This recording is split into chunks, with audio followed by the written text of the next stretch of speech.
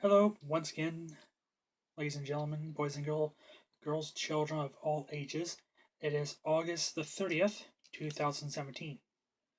I think this is going to be immediately released because it's fresh on my mind, and what I'm going to talk about probably won't be relevant in a year. So, scrambling through Facebook and noticed a article because the MTV Music Video Awards. Apparently, that's uh, still a thing now. Um, had an article saying the ratings are up from the youth scene. Uh, Other platforms, Game of Thrones with teens. So the idea. Let me get my little cheaters on. Um, Apparently, it had some competition with this show called Game of Thrones. Apparently, it's Lord of the Rings with incest. It's my guess. I don't never watched it, and frankly, neither should you. So it had me thinking. Um, okay, why I don't like MTV? Why I don't like um, Game of Thrones? Why I don't didn't like um, Twilight when that was a thing? Besides terrible writing, terrible everything. But I've kind of figured it out. Um, and I was listening to Gavin McInnes this morning at work. Um, I think it's because I'm a person who loves things on the fringe of society, counterculture items. Uh, as I said here before this recording, I had to think, what else do I like that is considered counterculture? So I brought a list up on Wikipedia. So running through things um, like do bodybuilding. I think you can also throw wrestling into that. Cosplaying. Who doesn't love their little dress up? Deadheads. Um, Deadheads. Okay. For I doubt anybody who loves who's 30 years old and loves the dead. Do, do, do, do.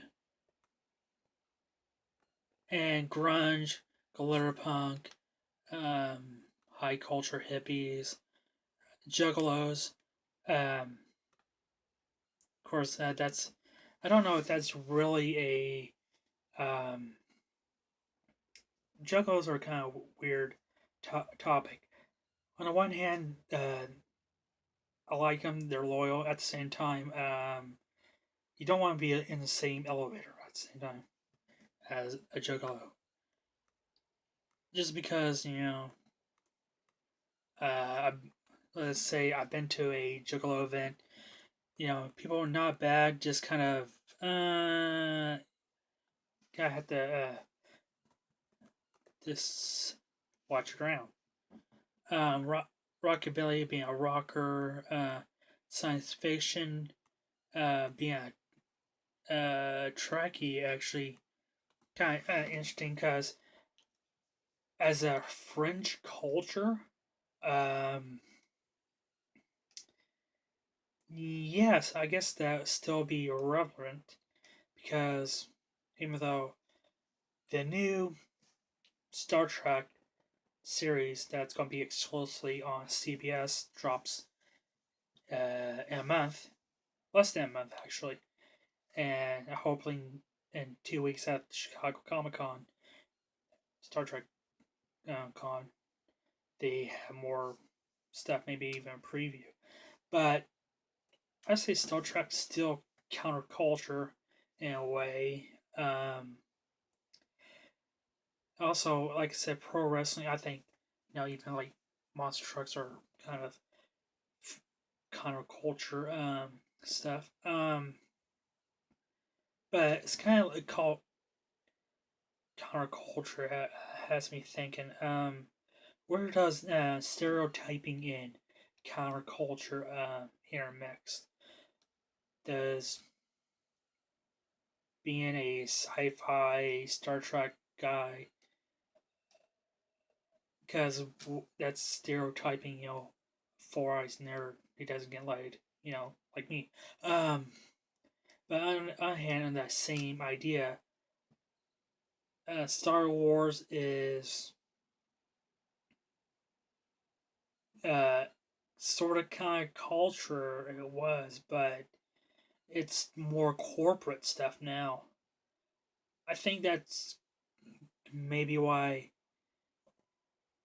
uh, another thing why, for instance, myself doesn't like Game of Thrones or Twilight or anything else like that because it's too corporate, it's too clean. Like the new Star Rogue One was good, but episode 7 was too clean. Even the prequels were too clean.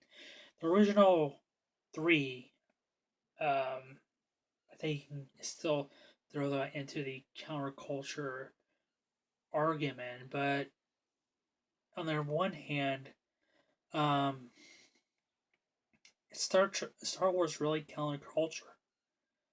Um, for a long time, it was. You know, when somebody does the Yoda voice and goes, "Do or do not," there's no try.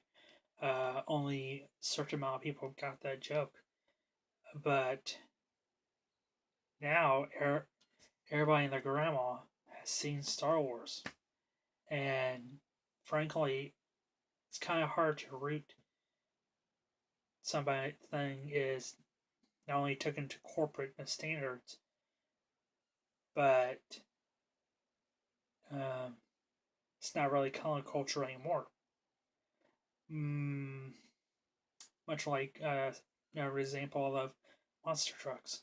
There is great when they think of well, actually, there's two types of people when you ask about monster trucks. There's the first person who says, "Oh yeah, that's Bigfoot. Whatever happened to him?" You know, I think that's the foundation of the culture of monster trucks. But if you're like me, boy, I take Bigfoot over Great Air any day. And there's a second person. Oh yeah, that's that stuff with Great Air when they purposely crash all the time. And those same people, Bigfoot sucks. Why he doesn't crash? Why doesn't he do Monster Jam without actually looking into it? Um, yeah, I guess given that example, uh, also that sort of falls into the stereotype of um, hillbilly hillbilly rednecks. But I don't know. I've never seen fighting in the stands at a monster truck show, but there's always a first. Um, but same thing like wrestling, pro wrestling. I like wrestling. Um, there's two different levels on that kind of culture. There's the WWE stuff, and there's like independence, but also then there's like those supermarks who love the Bullet Club, who love that dog shit, young bucks bullshit, and I guess actually that can go into three categories. But that also could explain into other different subcultures within the counterculture. But yeah, um, yeah, I think it's kind of amazing. I just realized, yeah, I really like stuff on the Fringe. I'm just a little like Bill Gates or um, maybe think is a good example. I'm willing to say there's people more Steve Wozniak than Steve Jobs. You know, Jobs is not. He's not. Uh, Fringe. If you're a Wozniak kind of person, you're you're kind of more Fringe. If you're, oh yeah, Steve Jobs, yeah, he was good. No, he wasn't. Um, then he's more mainstream. But also kind of reconnects when I go back to sci-fi Star Trek, kind of like maybe it's all because of Big Bang Theory, and almost in a way, you think about 10 years ago, this show comes on television, and it is a good show idea about these guys who are in counterculture ideas. Since then, they have drift away and kind of sprinkle it in modern stuff, which you know, if it was truly fringe, part the idea they're into this fringe stuff, then why haven't I seen like the Sandman comics, maybe a Spawn or something? I seen Watchmen stuff, but that's actually came out in '09. Even that was extremely on the fringe before it was made into a movie.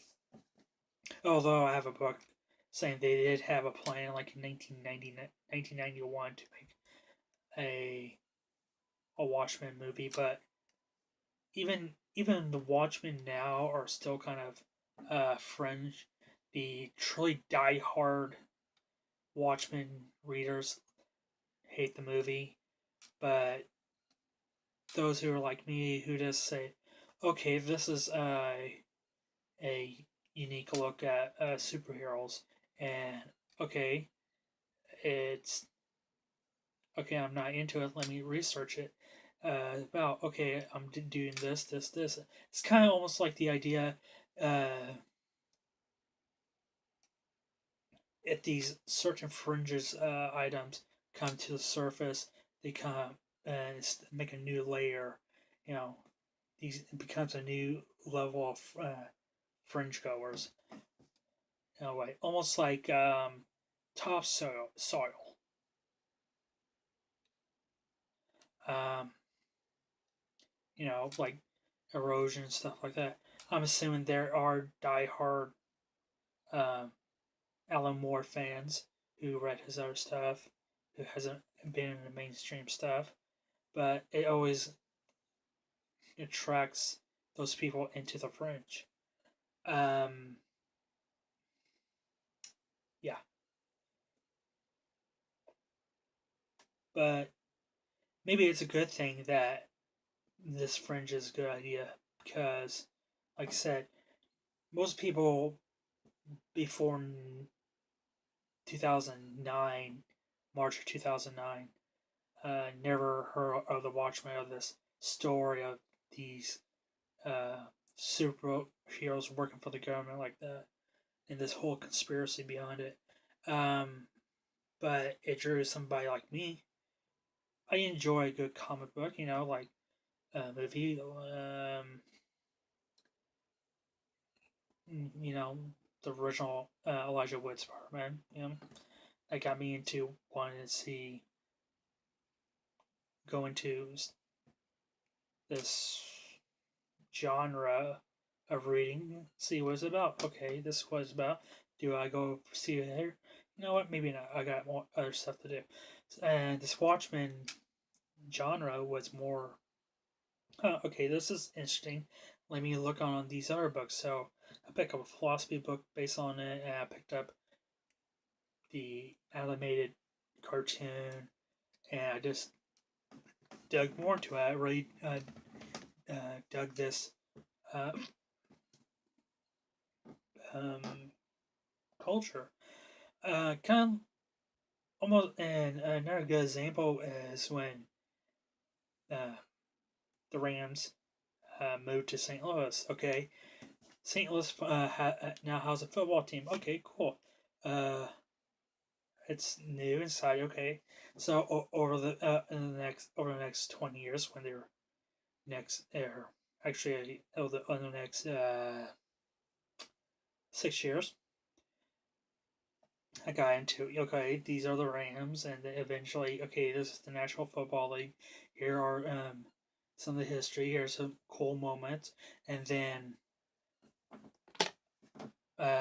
here's some other stuff. Here's the Canadian football. Here's this was the USFL. This was the World Football League.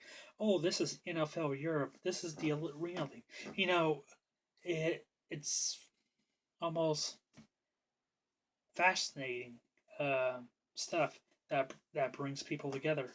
Though since the Rams move out of St. Louis and now they're my besides the Braves and the Bears, they are my second most hated sports team I hate, besides the um, five Chicago teams and the Braves, Cowboys. So they're my still second hated team, but that's something for another day. But that's even like in the Rams, that's more fringe culture. You know, anybody can be a Cowboys fan.